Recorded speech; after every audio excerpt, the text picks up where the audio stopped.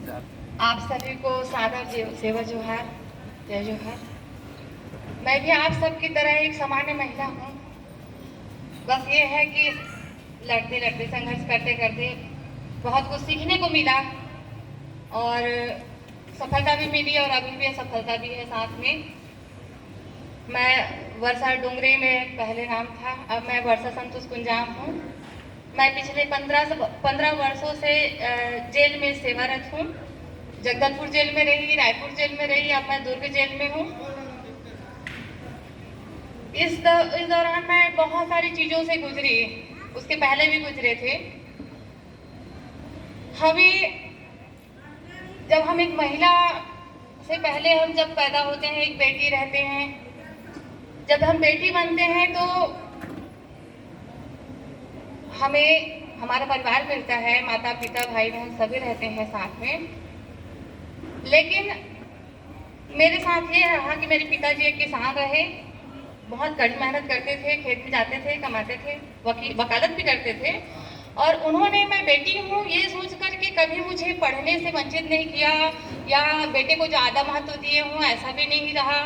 हमेशा हमें आगे बढ़ाए, हमेशा पढ़ने के लिए मतलब प्रोत्साहित करते रहे, कभी उन्होंने रोका टोका नहीं। मैं अपने घर परिवार की पहली एक लड़की थी जो छत्तीसगढ़ से, मतलब कवर्धा, मैं कवर्धा की थी, कवर्धा से बाहर में पढ़ने गई। तो घर में सब लोग और समाज के कुछ लोग टोकने लगे कि अरे बेटी को बाहर मत भेजो, असुरक्षित रहता है बाहर, मत भेजो। तो पिताजी बोले कि नहीं, मेरी बेटी अगर पढ़ना चाहती है तो मैं उसको भेजूंगा। मेरे पिताजी मुझे पहली बार कवर्धा से, मैं अपने परिवार से मैं बाहर गई, बिलासपुर में पढ़ी, जो भी तैयारी की हम लोग भी छत्तीसगढ़ लोक सेवा आयोग की परीक्षाएं दिए। पहले भी प्रीलिम्स निकल गया, मेंस निकल गया, इंटरव्यू भी गए, नंबर ठीक था, संतोष जी भी थे, वो भी इंटरव्यू दिए थे। बस हम समझ नहीं पा रहे थे लेकिन हो क्या रहा था। आज का जो बोले ना, वर्तमान समय में महिला की स्थिति और भूमिका बड़ी भयावह भी है और बहुत संघर्षशील भी है।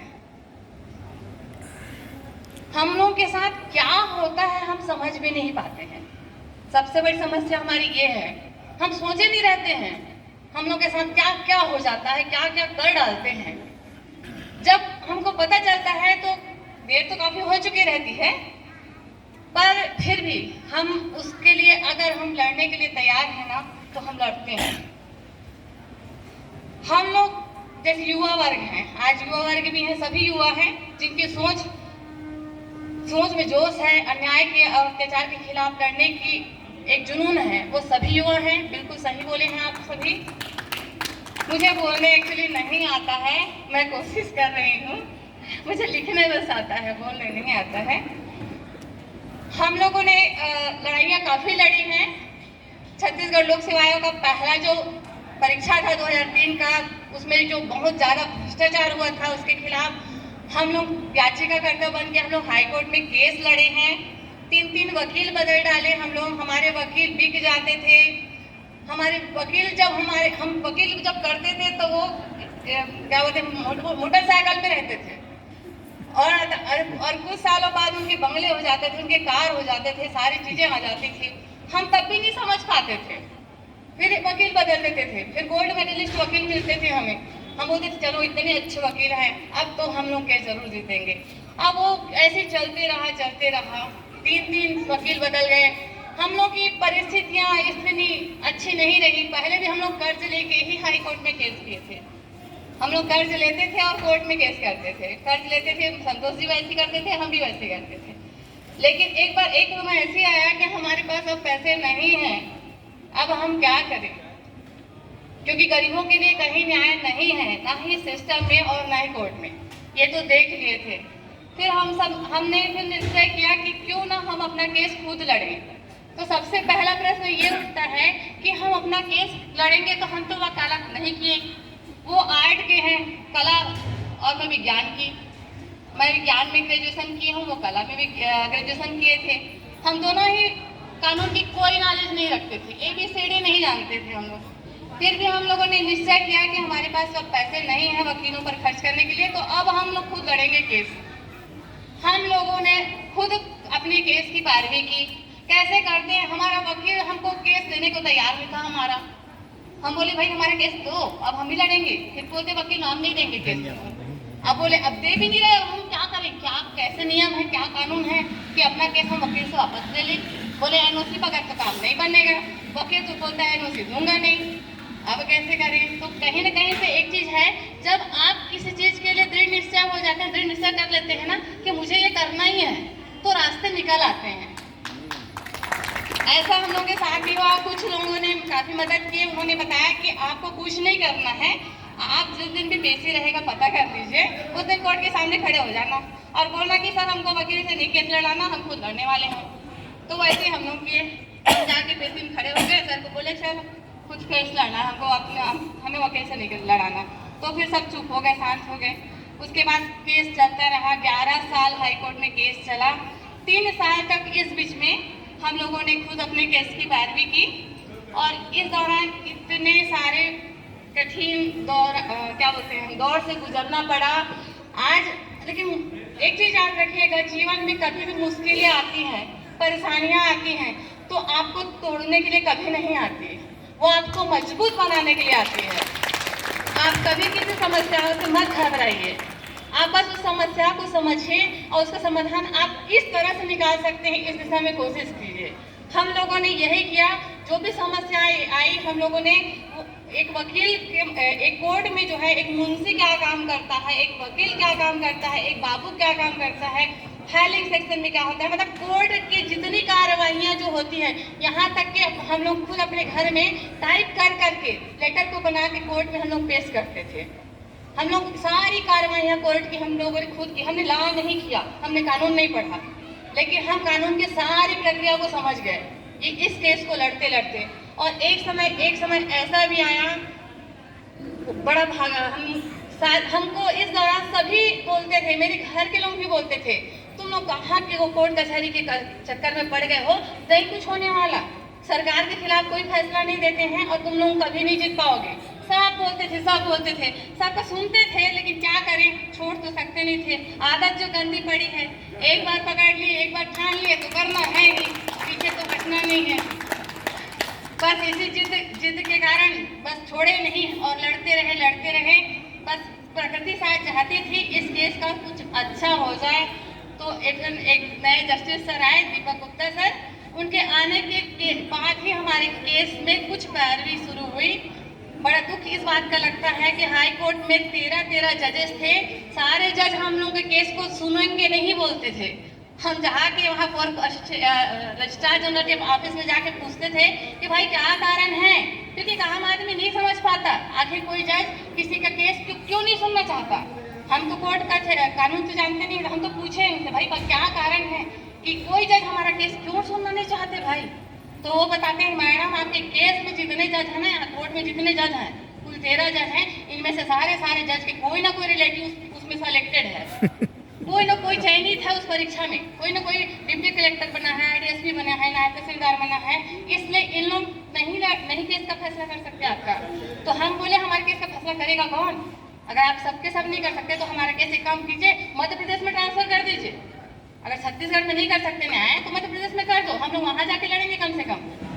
तो ये भी नहीं हो पाया हालांकि, लेकिन चलिए कोई बात नहीं। हमारे अच्छे जस्टिस सर आए, गुप्ता सर आए, उन्होंने आते ही पता नहीं हमारा कैसे केस उन्हीं के केस बेंच में चला गया, हम तो नहीं जानते, बस फोन आया कि मैडम आप लोगों का केस लग गया है, आप लोग आ जाइए कोर्ट। हमने कहा ठीक है सर आते हैं। संतोष जी हमेशा मेरे साथ हर इस लड़ाई में हर कदम पर साथ रहे।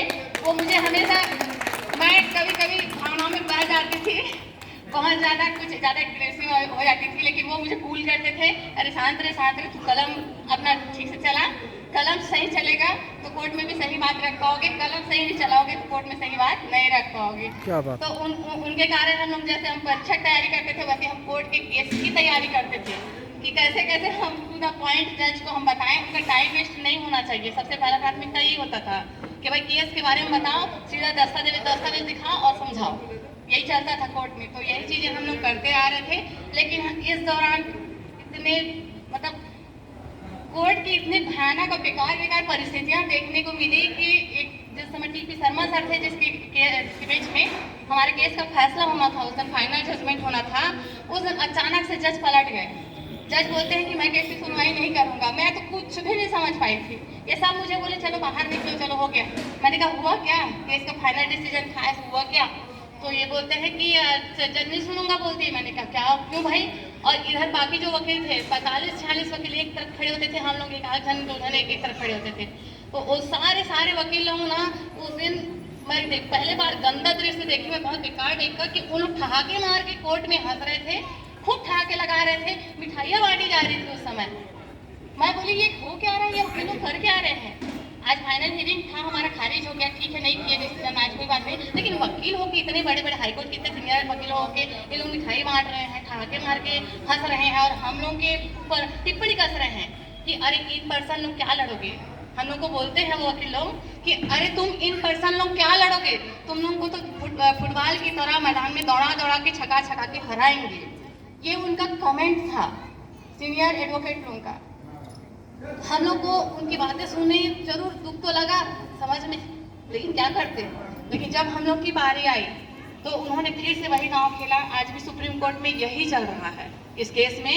आज भी सुप्रीम कोर्ट में 7 साल हो गया ये केस को लगे हुए और आज भी वही चल रहा है। जैसे यहाँ हाई कोर्ट में बोलते थे बस सामने वाले जो रेस्पोंडेंट हैं, जो सिलेक्टेड हैं, उन लोग अपना जवाब देते नहीं है समय पर, सालों साल लगा देते हैं जवाब देने में, सालों साल लगा देते हैं, इसलिए केस अटके पड़े रहता है। तो इसी कारण से क्या है ना, उस समय भी जब नए चीफ जस्टिस सर आए थे, दीपक गुप्ता सर, उस समय भी यही कहा गया था कि भाई प्लीडिंग कंप्लीट नहीं है, अभी जवाब पूरा नहीं हुआ है सर। तो हमने कहा सर 11 साल हो गया है, 11 साल में ये जो जवाब नहीं दे पाए, अब क्या देंगे, अब क्या देंगे जवाब? कम से कम इतने साल हो गए तब तो फैसला कीजिए कुछ। तो फिर बोले कि ठीक है, हम एक काम करते हैं, तो हम बोले कि हम 15 जुलाई के बाद का केसी देते हैं बोले। तो एक सर शुक्ला सर खड़े सीनियर एडवोकेट हैं, वो भी PSC के, वो बोलते हैं कि भाई हम सर आउट ऑफ स्टेट रहेंगे, हम नहीं रहेंगे यहाँ। तो बोले अरे ऐसा है, तो फिर एक काम करते हैं, चलो आगे का और डेट देते हैं। तो एक जने बोलते हैं सर कि ईद है सर, मैं नहीं आ पाऊंगा। तो मेरा दिमाग खराब हुआ सर, मैं क्या बताऊँ, 11 साल से झेलते पक गए थे हम लोग। हमने कहा सर कि हमेशा से ऐसे ही बहाना मारते आए हैं, इसी के कारण यही है सर कि 11 साल में आज तक फैसला नहीं हुआ है, ये हमेशा से 11 साल से ऐसे करते आए हैं, आप कुछ कीजिए सर करके। तो फिर उन्होंने कहा ठीक है, 8 तारीख को भी नहीं देंगे, 15 तारीख को नहीं देंगे, 1 तारीख से पैसे शुरू करते हैं बोले।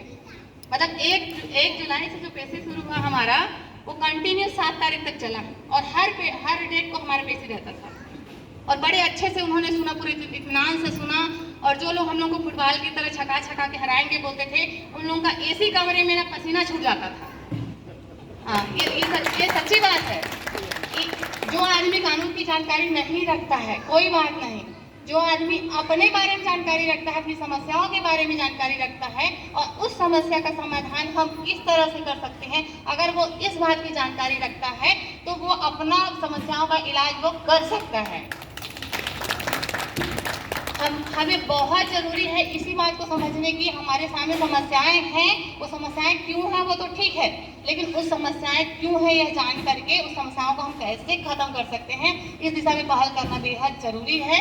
और हम लोग उस केस को हम लोग जीते भी, समय लगा 11 साल, लेकिन हम लोग जीते। सुप्रीम कोर्ट में चल रहा है, 7 साल हो गए हैं, बस इन पर्सन लड़ नहीं पाएंगे, दिल्ली बहुत दूर है, नहीं तो वहाँ भी शायद लड़ जाते बस। लेकिन वकील सही है, बस जजेस अच्छे नहीं मिल रहे हैं, बस हम क्या कर सकते हैं उसमें। और ये तो रहा हम लोग का छत्तीसगढ़ PSC का स्ट्रगल। और संक्षिप्त में मैं जेल का, क्योंकि जेल की दुनिया से आम जनता जो है काफ़ी पृथक रहती है, वो समझ नहीं पाती जेल के अंदर क्या है, कैसी स्थितियाँ रहती है। वहाँ भी महिलाएं रहती हैं, वहाँ भी उनके साथ छोटे छोटे बच्चे रहते हैं जो 6 साल से कम उम्र के रहते हैं, उनके लिए वहाँ रहने की व्यवस्था होती है। बस दुख इस बात का है कि जब से मैं जेल विभाग में आई हूँ, 15 साल हो गए हैं यहाँ सेवा करते करते, लेकिन सारे जितने मुझे मेरे वरिष्ठ मिले वो किसी ने सेवा भावना नहीं दिखाया, सब केवल अपना स्वार्थ सिद्धि में लगे रहे। और जगदलपुर केस का तो जो मैंने लिख दिया, लिखना ही कितना बड़ा गुनाह हो गया मेरा, वो तो एक सच्चाई थी, मैंने सच्चाई ही लिखी थी। सच बोलना और सच लिखना दोनों गुनाह हैं, लेकिन अगर आप बोलेंगे नहीं और लिखेंगे नहीं तो कैसे परिवर्तन आएगा? नहीं आएगा परिवर्तन। आवाज तो उठानी होगी, कलम तो चलाना होगा। जगदलपुर की घटनाएं तो खैर आप लोग जानते होंगे, सोशल मीडिया में वायरल हो गया था, लेकिन वायरल होगा वो मैं नहीं सोच के लिखी थी। बस उस समय एक गुस्सा था, एक ग्रुप में मुझे जोड़ा गया था, सेना का ग्रुप था वो, पूरे सेना बटालियन वाले सारे लोग उस ग्रुप में जुड़े हुए थे और उस ग्रुप में जुड़ के ना बस्तर के आदिवासियों के लिए बहुत बुरी बुरी बातें बोली जा रही थी कि वहाँ हर बस्तर के हर आदिवासी नक्सली है और इसलिए हर बस्तर के हर घर में घुस घुस के उनको मारो। इस टाइप की बातें चल रही थी। दिमाग में एकदम मेरा ये हो गया था, पूरा डिस्टर्ब हो गई थी। और तब फिर उस स्थिति में ना मुझे जगदलपुर की वो घटना याद आई थी जब मैं जेल में सेवारत थी। 2008-9 की बात है, 2008-9 की बात है। उस समय 14 से 16 साल की छोटी छोटी बुढ़िया मारी आदिवासी बच्चियों को जब जेल में लाया गया था, नक्सली केस में लाया गया था। सही है गलत है कौन जाने, लेकिन वो बच्चे जब जेल के अंदर आई थी, मैं महिला जेल की प्रभारी थी जगदलपुर जेल में, मैंने उनको वहाँ पर देखा, बच्चियाँ छिपा रही थी, बहुत भीड़ थी सब। मैंने उनसे कहा कि क्या हुआ, कैसे छिपा रहे हो, क्या बात है। तो एक तो डरे सामने रहते हैं, वर्दी में मैं थी, ये भी वर्दी वाली, बाहर भी पुलिस भी वर्दी वाला था जो टॉर्चर किया था उनको। तो वो लोग डरे सामने थे, तो नहीं बाकी जेल के बताए, नहीं मैडम ऐसी नहीं है, तुम बताओ मैडम को कि इसको बताओ, इसको क्या बात है उसको। तो फिर ना वो छोटी छोटी बच्चियाँ रोते रोते बताई थी और मैंने देखा तो मैं रोई थी, बहुत रोई थी उस दिन, क्योंकि ना उन बच्चों के छोटे छोटे बच्चों के स्तन में और दोनों हाथों की कलाइयों में करंट लगाया गया था, जिसका निशान मैंने स्वयं से देखा था। मैं पहली बार जिंदगी में किसी को करंट लगाने से कैसा निशान बनता है ये मैंने देखा था। मैं विश्वास नहीं कर पा रही थी और बच्चे रोई जा रही थी और मैं भी रोई। मैं डॉक्टर को भी बताई कि मैडम आप इसका इलाज कराइए, उसका रिपोर्ट बताइए, मुझे कोर्ट भेजना है। लेकिन मैडम ने मदद नहीं किया। उसी बात को मैंने सोशल मीडिया में मैंने लिख दिया था। सरकार को चाहिए था कि इस पर जांच करवाते कि वास्तव में ऐसा कोई दुर्घटना घटा था कि नहीं।